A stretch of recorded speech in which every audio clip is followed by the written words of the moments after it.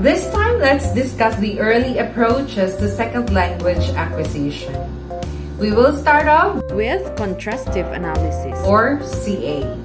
Contrastive analysis is an approach to the study of SLA which involves predicting and explaining learner problems based on a comparison of first language and second language to determine similarities and differences. That is why it's called contrastive.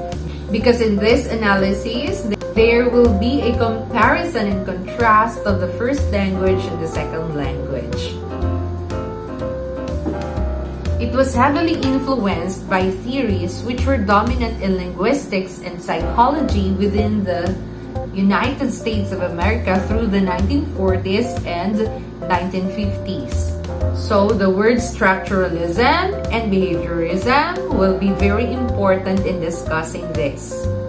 The goal of CA, as that of still earlier theories of second language learning, was primarily pedagogical in nature to increase efficiency in second language teaching and testing. The first name that you have to remember under this theory is Robert Lado. So I mentioned a while back the term structuralism and behaviorism. Following the notions in structuralist linguistics, the focus of CA or contrastive analysis is on the surface forms of both first language and second language systems, and on describing and comparing the languages one level at a time, generally contrasting the phonology of first language and second language first, then morphology, then syntax, with the lexicon receiving relatively little attention and nonverbal structures and discourse still less. A bottom-up priority for analysis, generally from smaller to larger units, is also expressed as a priority for language learning of structures before meaning. Charles Fries, another name to remember, who was a leading figure in applying structural linguistics to second language teaching, makes this priority very clear. In learning a new language, the chief problem is not at first that of learning vocabulary items. It is, first, the mastery of the sound system. It is, second, the mastery of the features of arrangement that constitute the structure of the language. Now, following notions of behaviorist psychology. Early proponents of CA assumed that language acquisition essentially involves habit formation in a process of stimulus-response reinforcement, or the SRR. Learners respond to stimulus, linguistic input, and reinforcement strengthens, habituates the response. They imitate and repeat the language that they hear, and when they are reinforced for that response, learning occurs. The implication there is that practice makes perfect. Another assumption of this theory is that there will be transfer in learning. In the case of SLA, this means the transfer of elements acquired or habituated in first language to the target language or second language. The transfer is called positive or facilitating when the same structure is appropriate in both languages, as in the transfer of Spanish plural morpheme S on nouns to English. For example, languages to languages. The transfer is called negative or interference when the first language structure is used inappropriately in second language, as in additional transfer of Spanish plural S to a modifier in number agreement with the noun, like languages modernas, to, for English, moderns languages, if that is the translation made.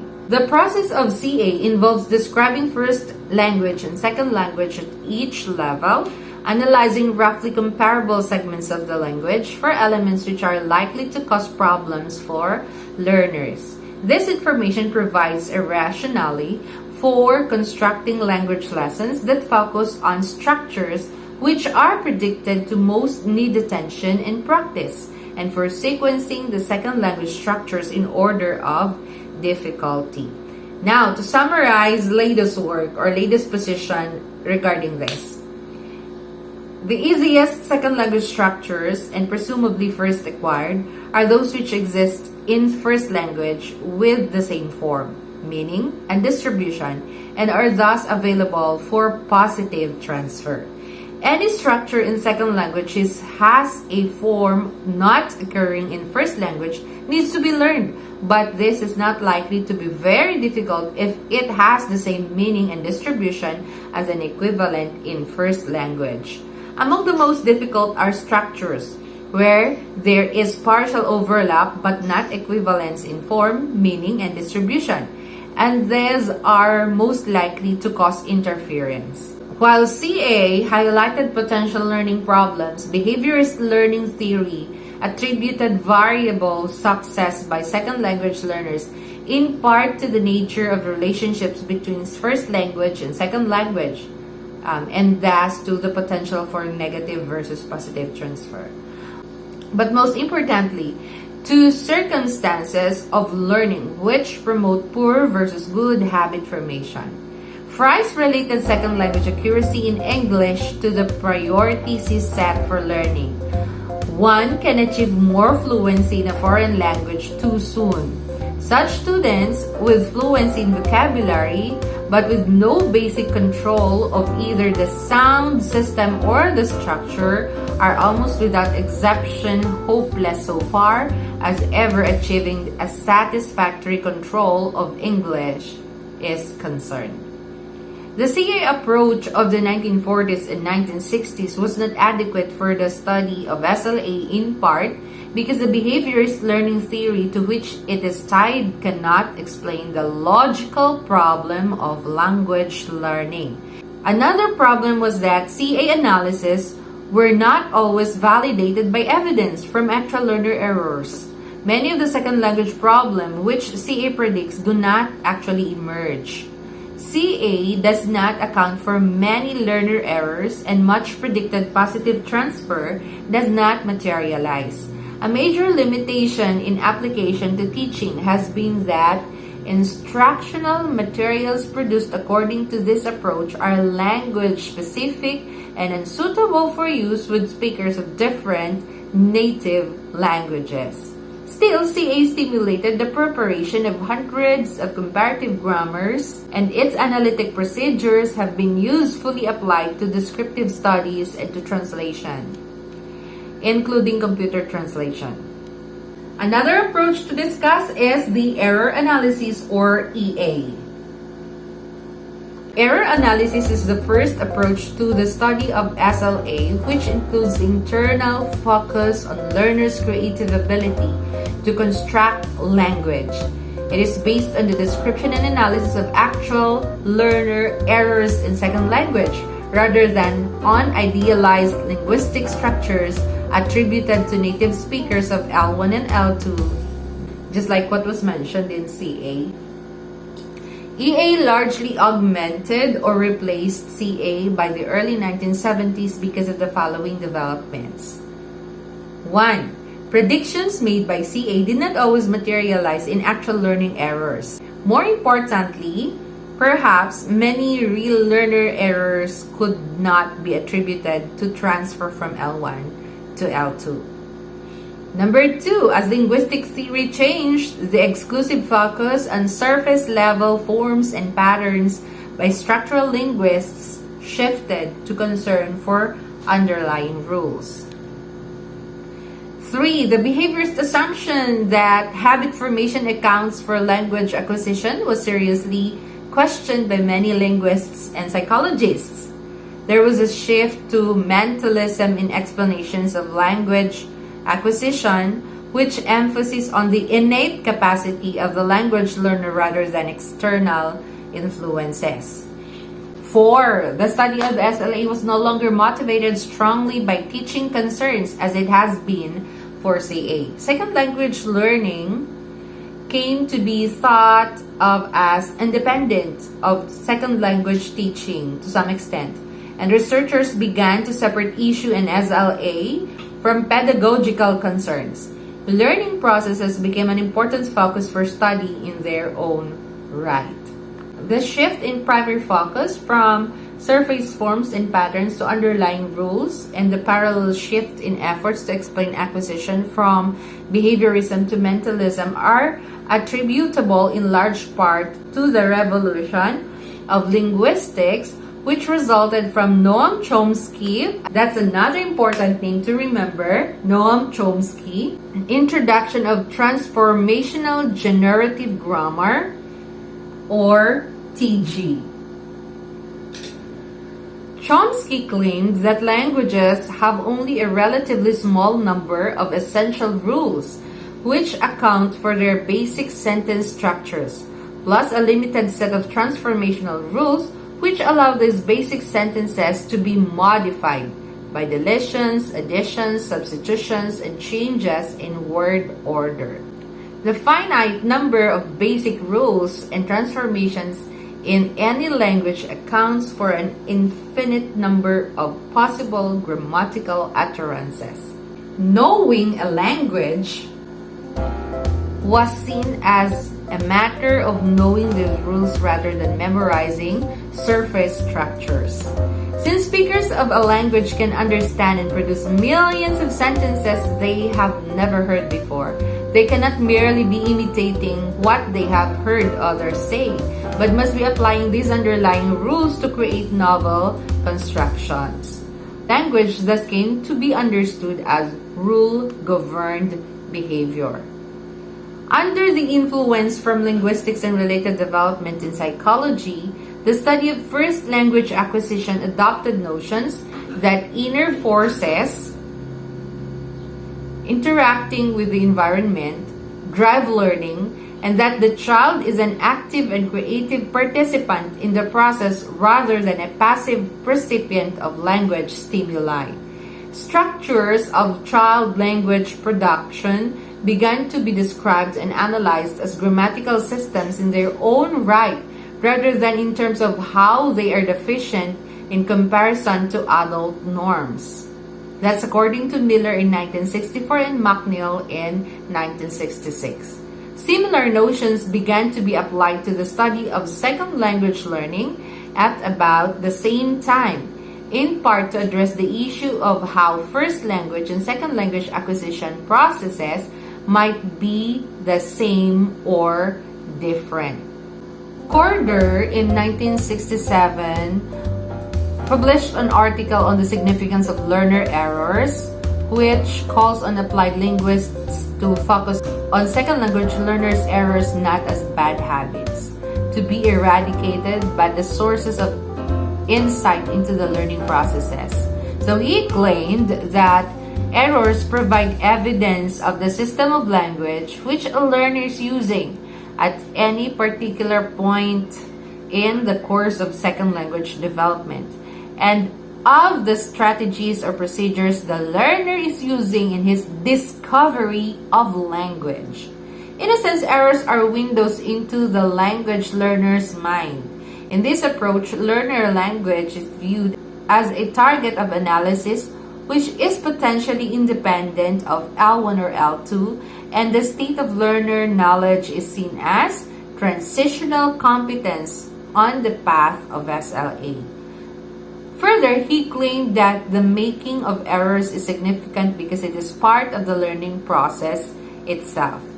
It is a way the learner has of testing his hypothesis about the nature of the language he is learning. This includes testing whether aspects of existing L1 knowledge can be used in the L2. Errors are thus a sign that the learner is, perhaps unconsciously, exploring the new system rather than just experiencing interference from old habits. And one thing more on error analysis is that it suggests that every individual has the capacity to eventually learn the language, and that he may commit errors along the process, but from committing those errors, he will be able to understand better the nature of the language he is learning, and thus leads him to putting this new learning into his system. Now let's have interlanguage, or IL. Interlanguage refers to the intermediate states or interim grammars of a learner's language as it moves toward the target language.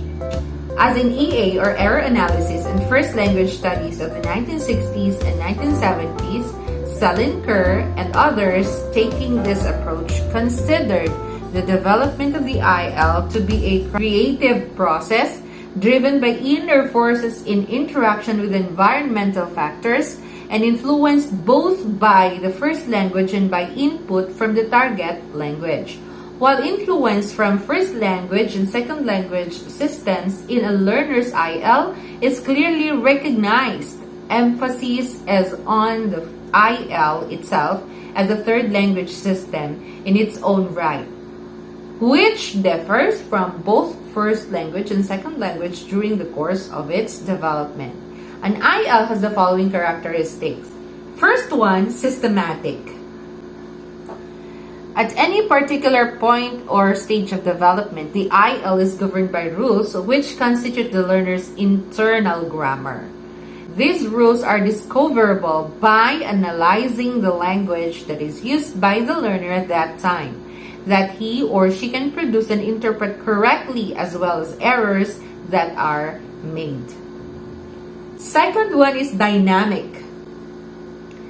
The system of rules which learners have in their minds changes frequently or is in a state of flux, resulting in a succession of interim grammars. Saville-Troike views this change not as a steady progression along a continuum, but this continuous progression from stable plateau to stable plateau. Third one is variable. Although the IL is systematic, differences in context result in different patterns of language.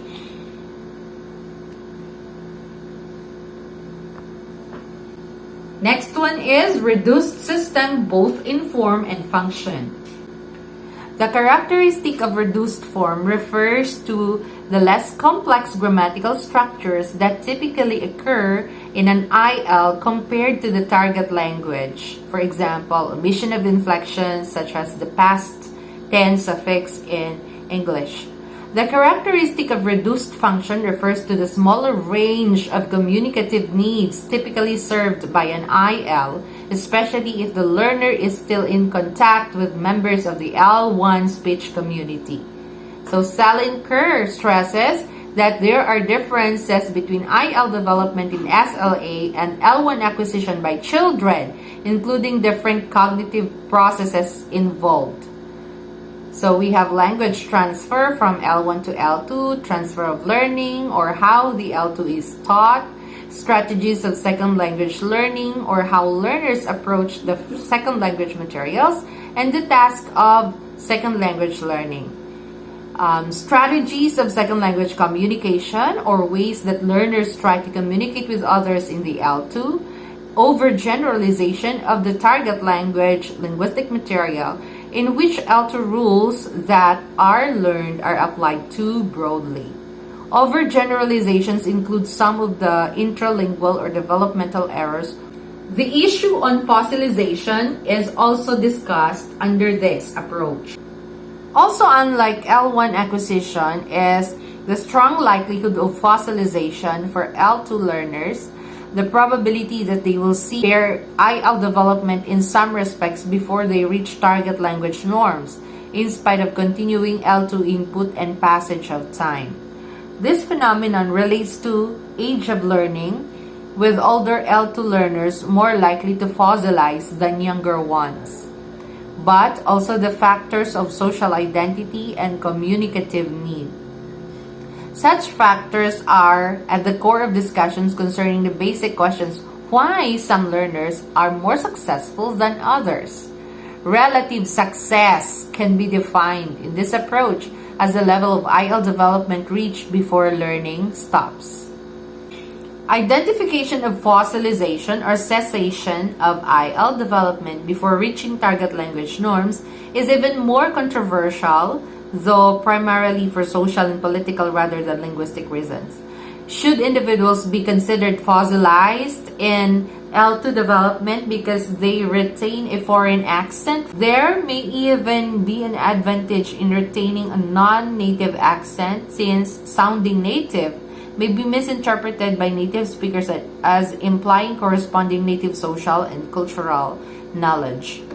There is also the issue of what the concept of target language entails as the goal of SLA, especially as it applies to English usage in parts of the world where English has been adopted as an auxiliary or official language, but differs from any native variety in Britain or the USA. Native-like production is neither intended nor desired by many speakers, and assuming that it is or should be the ultimate goal for all L2 learners may be considered somewhat imperialistic. How about Morpheme Order Studies? Now let's talk about Stephen Krashen on his monitor model. One of the last of the early approaches to SLA which has an internal focus is the monitor model, proposed by Stephen Krashen in 1978. It explicitly and essentially adopts the notion of language acquisition device, or LAD, which is a metaphor Chomsky used for children's innate knowledge of language. Krashen's approach is a collection of 5 hypotheses which constitute major claims and assumptions about how the second language code is acquired. Caution is required, however, that Krashen's model has frequently been criticized by researchers because many of its constructs, what constitutes comprehensible input, and the claimed distinction between learning and acquisition are vague and imprecise, and because several of its claims are impossible to verify. The hypotheses forming the model are the following. Acquisition learning hypothesis. There is a distinction to be made between acquisition and learning. Acquisition is subconscious and involves the innate language acquisition device, which accounts for children's first language.